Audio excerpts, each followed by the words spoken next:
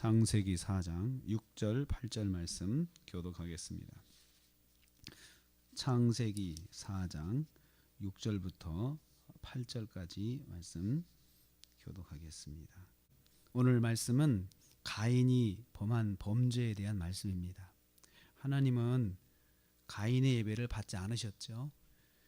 이에 대해서 가인의 반응은 분노하였다. 어제 5절 후반부에 그런 기록이 되어 있어요. 분하였다. 안색이 변했다라고 했죠. 이것을 분노하였다. 그렇게 말하고 분함이 어찌니며 이렇게 6절에 말씀하고 있는데요. 이 분하였다라고 하는 말은 화를 냈다는 거예요. 불같이 화를 냈다는 거예요. 그러니까 이제 자기 예배가 받아들이지 않은 것을 알고 불같은 화를 낸 거예요. 그러니까 이게 참 할 수 없는 태도잖아요. 그런데 그렇게 화를 내는 거 보면 이 행동 속에서 여러 가지 느껴지는 게 있어요. 나는 잘했는데 하나님께서 나를 인정하지 않으신다. 이렇게 생각하는 거예요. 섭섭하게 생각하는 거죠.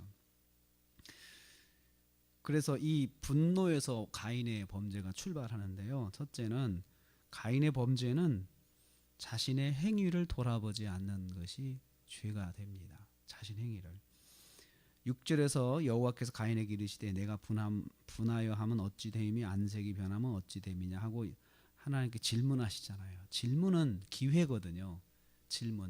질문은 자기 행동을 돌아보고 자기가 깨닫게 하도록 돕는 것이 질문이에요. 여기서. 그래서 하나님께 지적을 하셨어요. 네가 왜 분노를 하냐. 하나님이 아신 거죠. 화를 내니까 불같이 화를 내니까 하나님께서 하나님 입장에서 괘씸하지 않겠어요? 아니 하나님 말씀하신 아주 괘씸하죠. 근데 하나님께서 그것을 괘씸하다는 표현을 하지 않으시고 네가 왜 분노를 하냐, 안색이 왜 변하냐 하면서 질문을 합니다. 그러면 거기에 대해서 자기가 빨리 자기를 돌아보면 내가 이거 잘못됐구나. 하나님께서 말씀하시는 거 보니까 잘못됐구나. 이렇게 깨달으면 되는데 깨닫지 않고 무시합니다. 이거 무시해요. 하나님께서 1차로 이제 기회를 주시는데 경고를 하시는데 질문을 하시는 게 경고거든요. 그래서 내가 나를 돌아보게 하는 건데 무시합니다. 그래서 두 번째 가인의 범죄는 하나님의 지적하심에 대해서 인정하지 않는 것입니다. 7절에서는 이제 그렇게 말씀하죠. 선하지 않다 이렇게 지적을 하세요. 내가 선을 행하면 어찌 낯을 들지 못하겠느냐. 그러니까 가인의 예배는 선하지 않다. 성경에서 선하다는 표현이 많이 나오는데 선하다고 하는 것은 이 하나님의 뜻에 일치하는 것을 선이라고 이야기를 해요. 그래서 선하신 하나님 이렇게 표현하면서 그 선하신 하나님과 일치하는 것이 선한 행동이죠. 또 선하다 이렇게 하죠. 선하신 하나님과 일치하는 거. 그래서 선하지 않다는 말은 하나님 뜻에 합당하지 않다는 거죠. 네가 예배 드린 것은 내 뜻에 합당하지 않은 거야 라고 그렇게 지적을 하셨어요. 선을 행하지 아니하면 죄가 문 앞에 엎드려져 있다. 네가 만약에 계속해서 이런 식으로 행동을 하면 죄가 문 앞에 엎드려져 있다. 이 문 앞에 있다는 것은 저 문에 이 교회 앞에 죄가 엎드려져 있어요. 문 앞에. 그 말은 교회는 들어오지 못하고 있어요. 들어오지 못하고 문 앞에 있으면서 기다리고 있어서 오고 가는 사람 계속 만나는 거예요. 문 앞에서 자꾸 죄가 나를 기다려서 만나요. 왜냐하면 내가 죄를 털지 않고 있으니까 죄가 친구하자고 문 앞에 기다리고 있는 거예요. 그러니까 지금 가인이 그런 상황인 겁니다. 회개하지 않고 자기 잘못을 돌아보지 않고 자꾸 불만을 품고 죄를 품고 있으니까 죄가 이제 친구하자고 앞에서 기다리고 있는 거죠. 계속해서 접촉하는 걸 말하는 거예요. 죄와 가까워지는 것이에요. 죄를 털지 못하고 가까워지고 있는 거예요. 그러니까 하나님께서 너는 죄를 다스리라.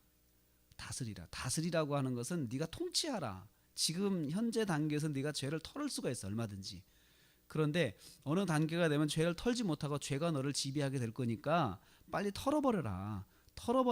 이게 이제 다스리라는 뜻이거든요. 2차 경고입니다. 직접적으로 이제 너는 무슨 죄를 졌다.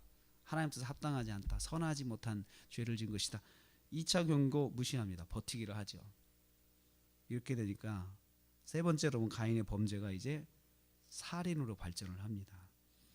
들에서 아우하고 대화를 하다가 아벨하고 대화를 쳐주겠다.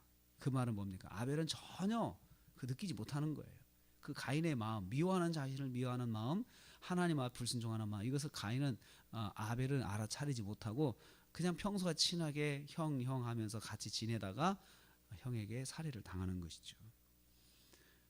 자신의 잘못을 회개하지 않으니 미움이 자라서 살인을 낳았습니다. 야고보서 1장 15절 말씀이 딱 맞는 말씀이에요. 욕심이 잉타하여 죄를 낳고 죄가 장성하여 사망을 낳느니라. 욕심은 별거 아닌 거죠. 욕심의 단계에서는 내가 죄를 다스릴 수 있으며 그까짓 거 내가 안 하면 되지 하고 통제할 수가 있어요. 그런데 이것이 점점 자라서 만삭이 되면, 이 잉태했다는 만삭이거든요. 만삭돼서 낳을 때가 되면 만삭된 그 아기 엄마는 이 뱃속에 있는 아기 때문에 행동을 제대로 못해요. 만삭이 되면 그렇게 돼요. 이 죄가 자라면, 욕심이 자라면 나중에 죄를 낳는데, 이 죄가 어느 단계에서 낳느냐, 내가 통제하지 못하는 단계가 되면 죄로 확장이 되는 거예요. 처음에는 내가 다스릴 수가 있어요. 안 하면 돼요. 마음 먹으면 돼요. 그런데 나중에는 마음을 못 먹을 정도로 죄가 커지는 경우가 있어요.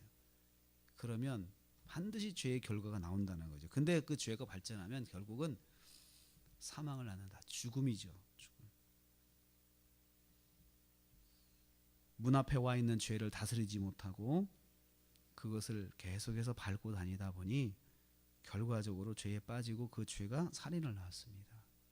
오늘 우리는 이 말씀을 통해서 한 가지 깨닫는 게 있습니다. 죄는 빨리 다스려야 됩니다.